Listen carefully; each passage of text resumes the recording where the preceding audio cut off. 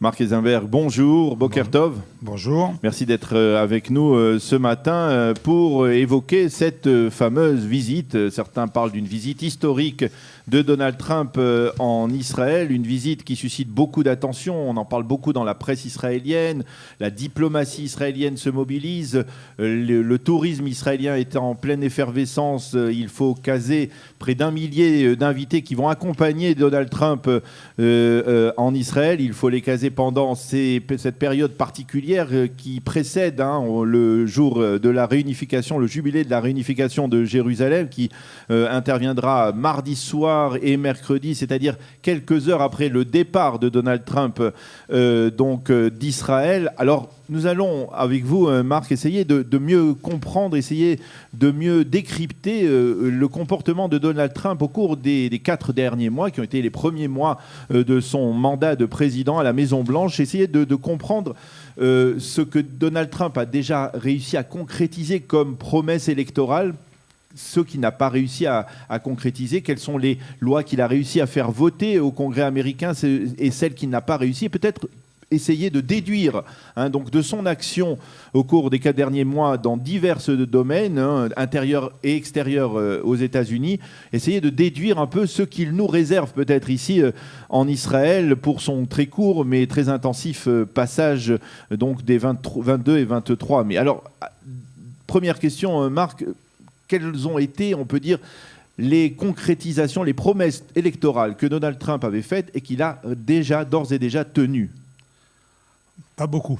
Il n'a pas, pour l'instant, tenu beaucoup de promesses. Le programme de Donald Trump est un programme très libéral. Donc il a pris un certain nombre de décrets conformément à ses promesses de dérégulation, notamment sur les activités bancaires, sur des problèmes liés à l'environnement, sur des problèmes liés, par exemple, à l'exploitation du charbon. Il a pris des mesures, il a tenu ses promesses. Sur les grandes mesures emblématiques, je crois qu'il est intéressant de les examiner les unes après les autres, parce qu'évidemment, cela permet de mieux comprendre Donald Trump, mais certaines de ses politiques ont une influence sur le monde entier et sur Israël. Alors, on parle, sur le plan intérieur, on parle de l'Obamacare, bien entendu. Alors, l'Obamacare, vous savez, c'était ce plan de santé mis en place par le président Obama et que Donald Trump avait promis de supprimer. Après un premier échec devant le Congrès, il a réussi il y a quelques jours à faire voter l'abrogation de l'Obamacare, mais ça a été très difficile, avec 2 mesures, une pour satisfaire les plus radicaux et une pour satisfaire les plus modérés. Les assureurs peuvent, d'après ce changement, facturer plus cher les Américains qui ont des antécédents médicaux, d'un côté, mais de l'autre côté, 8 milliards de dollars, un fonds a été constitué pour aider ces Américains qui ont des antécédents médicaux pour lesquels il serait très difficile de souscrire une assurance privée. Malgré ce compromis, la victoire a été très serrée, 217 voix contre 213. Tous les démocrates ont voté contre et une vingtaine de républicains. Et maintenant, il faut aller au Sénat. Et au Sénat, les sénateurs républicains ont annoncé que ce compromis... Alors, c'est ça qui est intéressant, c'est que même les républicains ne suivent pas aveuglément Donald Trump. Donald Trump paye ses très mauvais rapports avec le parti et les dirigeants du parti. C'est une donnée très importante à prendre en compte pour les prochains mois et les prochaines années. Et il paye également le caractère parfois extrême de son programme non accepté par les républicains. Et donc pour l'Obamacare, le passage devant le Sénat est une étape compliquée, difficile, qui sans doute va encore modifier son projet. Il essaye de respecter son programme. Alors, pour ce qui est maintenant, et qui nous concerne un petit peu plus, des décisions prises par Donald Trump sur le plan extérieur. On parle bien entendu, on se souvient de la Syrie, après l'annonce d'un tir d'un missile chimique en Syrie. Donald Trump a, contrairement on va dire à Barack Obama, a très fermement réagi en envoyant des Tomahawk contre la cible, contre la base d'où était parti ce missile chimique apparemment. Alors, est-ce que cela veut dire la Syrie, on va parler de la Syrie et de la Corée du Nord. Est-ce qu'on peut tirer déjà une leçon de son comportement sur ces 2 dossiers par rapport à Israël ? Je crois que c'est difficile. Simplement, comme le disait un éditorialiste de la presse israélienne la semaine dernière, avec Trump, on est sûr qu'il est imprévisible. Ça n'est ni une non-promesse électorale tenue, ni le respect de sa parole. C'est un peu, on est surpris de le voir aussi actif dans le monde international et à l'extérieur. Alors qu'il avait promis une politique alors que protectionniste. Sa politique semblait plus isolationniste. Effectivement, cette attitude très ferme d'Obama en Syrie, également en Corée du Nord, puisque la Corée du Nord, après avoir fait des essais balistiques, immédiatement Trump a envoyé son vice-président sur la ligne de démarcation, a envoyé un groupe aéronaval au large de la Corée du Nord et a dit très clairement qu'il ne supporterait pas l'envoi de nouveaux missiles balistiques et qu'il ne laisserait pas passer ça sans réaction. Donc, effectivement, on n'attendait pas Donald Trump sur la politique extérieure aussi actif. Ça, c'est un indice pour ce qu'il va faire sur Israël. Mais il faudrait peut-être revenir à la politique intérieure américaine. Par exemple, une des grandes promesses de la campagne de Donald Trump était un plan massif de baisse des impôts. Là-dessus, il a présenté son plan, le secrétaire d'État a présenté son plan il y a quelques semaines, qui consiste pour les personnes privées à une simplification, moins de déduction fiscale, 3 tranches de barème sur l'impôt sur le revenu au lieu de 7, un maximum de 40 à 35% d'imposition, mais surtout pour les sociétés, la baisse de l'impôt société de 35% à 15%. C'est une baisse absolument énorme. D'ailleurs, cette baisse intéresse... Peut-être trop importante aussi ? Trop importante, aux yeux même des députés républicains. C'est ça. Parce qu'il n'y a pas d'économie en face de ces baisses d'impôts.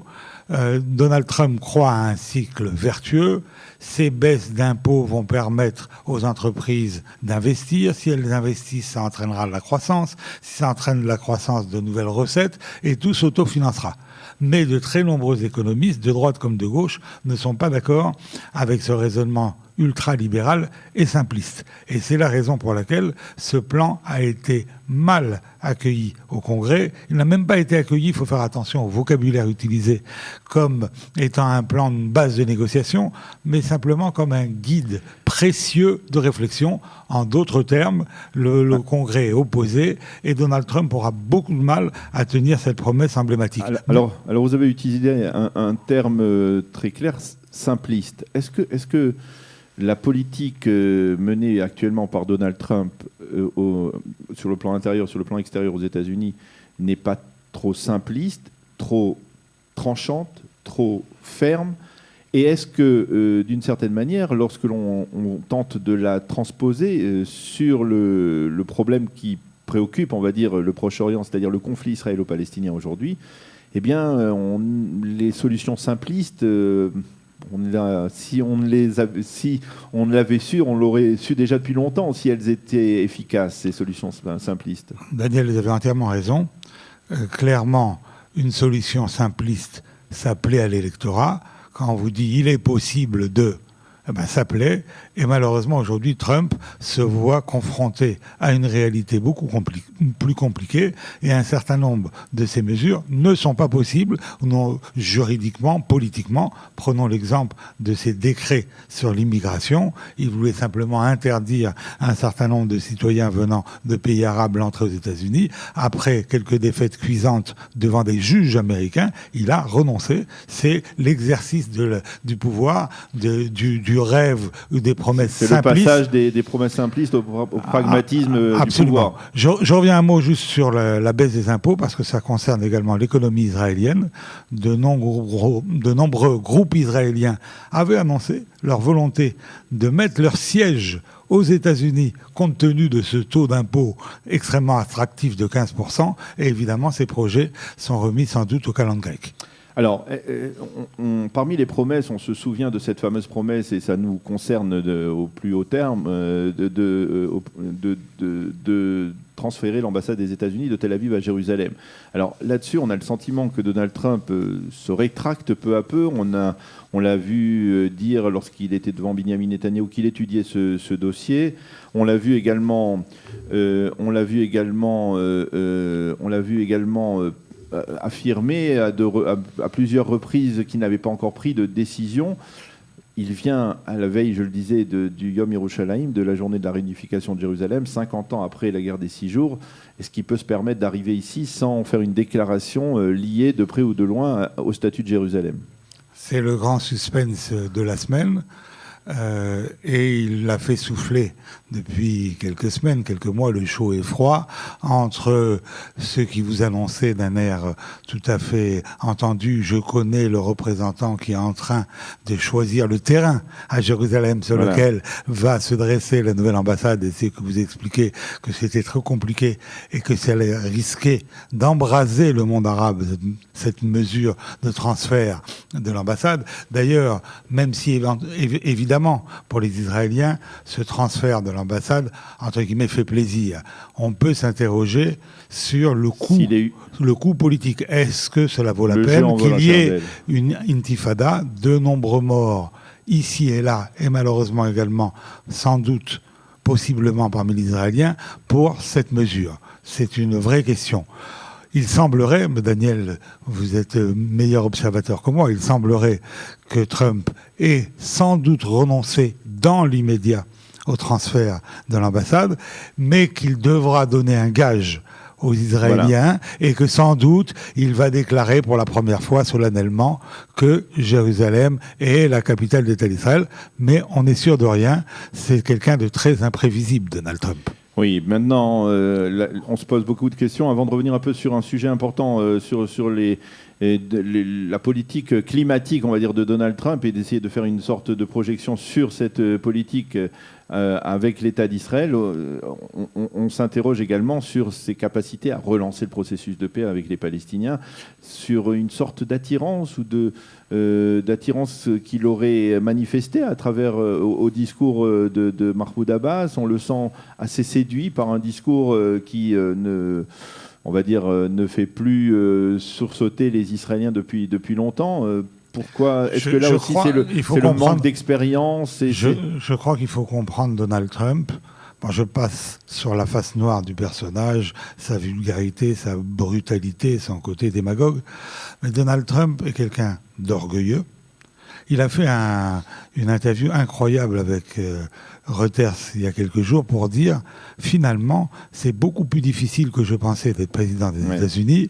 On travaille beaucoup, on ne peut pas sortir, je ne peux plus conduire ma voiture, quelque chose d'assez incroyable. Comme si finalement pour lui l'enjeu ça avait été d'être président et pas obligatoirement d'occuper cette fonction pendant 4 ans. On n'est pas sûr qu'il y ait vraiment cru qu'il irait jusqu'au bout. En tout cas, il est orgueilleux et les défis lui plaisent. Il a envie de montrer ce qu'il faisait dans les affaires, qu'il peut faire mieux que les autres. Donc quand il entend tout le monde lui dire « aucun président n'a réussi au Proche-Orient », ça le titille un peu de dire « et si moi j'essayais de façon différente et si je réussissais ». Puis, depuis des années, il a été entouré par les lobbyistes, notamment pro-israéliens, et lorsqu'il rencontre Abbas, et que Abbas lui fait un discours enjôleur et loin de l'extrémisme absolu qu'on lui avait décrit, alors il est un peu séduit, il tombe un peu dans le panneau et il se fait dire peut-être qu'il y a une solution avec Mohamed Abbas. Alors, je parlais des problèmes climatiques. Apparemment, là aussi, Donald Trump veut laisser une sorte d'empreinte d'emblée et modifier les accords qui ont été conclus lors de la COP21. Et ça, c'est tout de même assez étonnant. Si vous voulez bien, Daniel, ce point mérite une explication un petit peu approfondie. Certains aux États-Unis disent que c'est la décision la plus importante que Donald Trump va prendre au cours des prochains mois. Pourquoi ? Rappelons le contexte.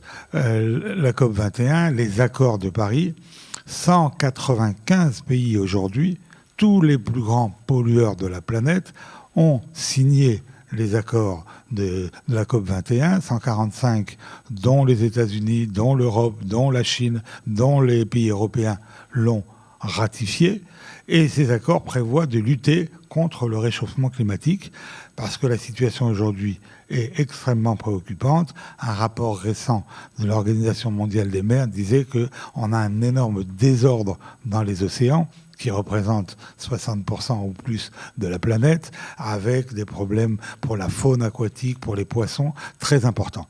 Donc il faut lutter contre l'émission des gaz à effet de serre.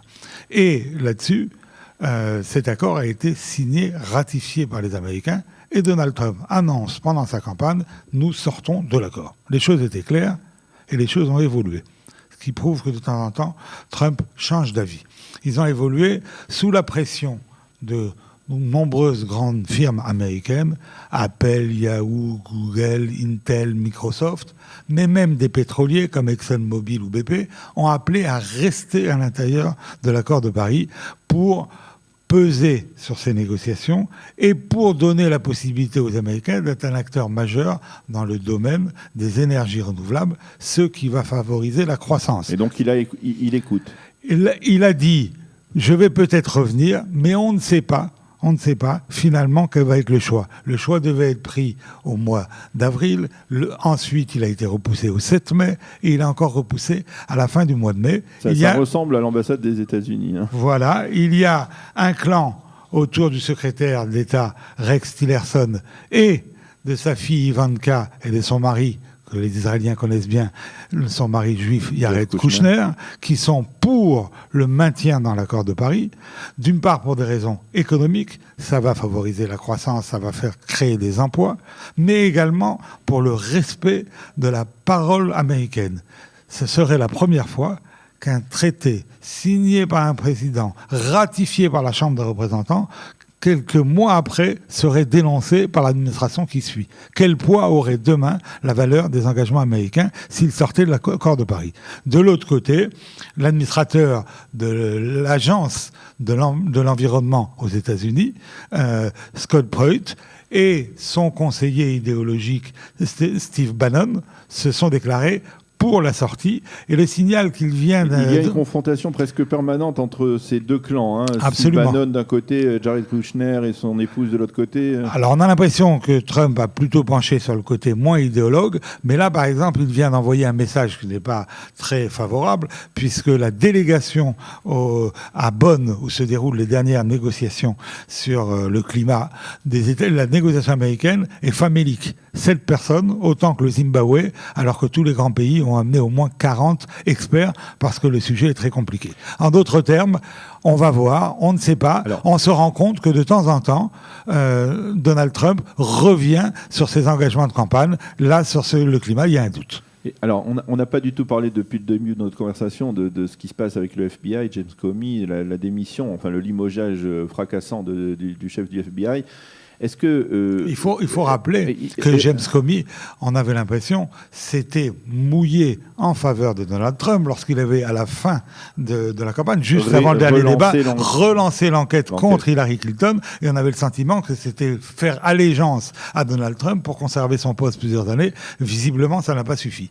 Alors, est-ce qu'on est au début d'une Trumpgate comme le disent certains? C'est cela. Est-ce que d'une certaine manière, on le mentionnait tout à l'heure, les républicains, les élus républicains ne sont pas du tout satisfaits de cette manière de gérer qu'a Donald Trump les affaires des États-Unis aujourd'hui? Est-ce qu'on ne peut pas envisager un scénario dans lequel une telle affaire pourrait dégringoler et se transformer en un effet de boule de neige qui pousse même les Américains eux-mêmes à essayer de destituer leur président, les républicains eux-mêmes à destituer Donald Trump? Alors, quand on fait la comparaison qui a été commencée avec Richard Nixon, Richard Nixon avait lui aussi limogé le juge qui examinait le début de l'affaire Watergate. Et donc, le parallèle a été fait. Tout va dépendre de l'ampleur des révélations à venir et de la réaction de l'opinion publique. Si l'opinion publique considère qu'il est prouvé que Donald Trump a travaillé, entre guillemets, sans doute avec les Russes, pour déstabiliser Hillary Clinton de façon absolument illégale et totalement immorale, il se peut qu'on s'approche d'un Trumpgate. Et dans ce cas-là, ce que vous avez dit est très important, à la différence de Nixon qui tenait le Parti républicain, Donald Trump a un énorme boulet, c'est qu'il est fâché avec l'ensemble des dirigeants de ce parti. Il a été élu contre eux sur un programme beaucoup plus libéral qui a plu aux électeurs de la primaire, mais qui plaît moins à l'ensemble des Américains, ce qui explique qu'aujourd'hui, il est le président, après 4 mois de présidence, le plus impopulaire depuis 30 ans. Et donc, cela va dépendre de l'ampleur des révélations, mais ce scénario n'est pas à exclure. Alors, je me permets de vous ramener à la visite, au préparatif de la visite de Donald Trump en Israël. On a beaucoup parlé de son emploi du temps, de ces 24 heures très, très intensives. Et on a parlé en particulier de cette visite en catimini, ou presque cette visite éclair d'un quart d'heure au Yad Vashem, qui pourrait même ne pas avoir lieu. Il semble qu'il y a des négociations autour de ce passage au Yad Vashem. Alors, est-ce que, vous le savez, c'est la tradition depuis des décennies en Israël, chaque leader, chaque chef d'État qui vient en visite officielle en Israël, surtout lorsque c'est la première fois qu'il se rend en Israël, comme c'est le cas de Donald Trump, vient visiter le mémorial du Yad Vashem, vient rallumer la flamme du souvenir dans la salle des noms. C'est un geste symbolique, mais ce n'est peut-être plus un geste qui fait à 100% l'unanimité, dans la mesure où peut-être que ce serait faire le lien entre la Shoah et la Tkouma, c'est-à-dire que en fait, la création de l'État d'Israël n'est due qu'à la Shoah. Certains ont émis cet avis, et que d'une certaine manière, si Donald Trump, comme c'est prévu, va prononcer son discours le plus important à Masada, eh bien, en le faisant, ne serait-ce qu'en se plaçant sur le rocher de Masada, eh bien, il crée un lien, on va dire, trimillénaire ou bimillénaire entre la terre d'Israël, le peuple juif, l'État d'Israël d'aujourd'hui, et que finalement, ce n'est pas si mal que cela. On va voir ce que Trump va faire. Il est clair qu'en prononçant son discours à Masada, c'est de mettre en exergue l'esprit de résistance du peuple d'Israël. Maintenant, alors qu'il a été invité à aller à Yad Vashem, et que c'est la tradition, remettre cette visite sous prétexte d'emploi du temps, pourquoi ne reste-t-il pas quelques heures de plus en Israël ? Cela risque quand même d'être très mal perçu. Surtout que dans son entourage, il y a des conseillers comme Steve Bannon qui sont soupçonnés d'antisémitisme et de xénophobie. Donc ça risquerait de créer un vif malentendu. Et donc on croit que Jared Kushner, lui au contraire, plaide pour cette visite à Yad Vashem. Cela risquerait d'être mal ressenti par le public juif américain. Donc je pense qu'il fera symboliquement une courte visite, mais nous verrons. L'imprévisible est toujours sûr avec Donald Trump. Eh bien, Marc Eisenberg, merci de nous avoir éclairés, de nous avoir aidé à décrypter en tout cas ces préparatifs de la visite de Donald Trump à travers les actions qu'il a déjà menées, les lois qu'il a déjà tenté de faire voter ou réussi à faire voter depuis son accession à la Maison-Blanche il y a de cela un peu plus de 4 mois maintenant. Merci d'avoir été avec nous ce matin. Shalom, Shavua Tov, et bonne fête de Lag BaOmer également. Bonne fête de Lag BaOmer à tous. Bonne journée. Shalom. Nous nous retrouvons dans quelques instants. Ce sera la chronique quotidienne d'Eliana Gurfinkel, Un jour notre histoire, dans quelques instants.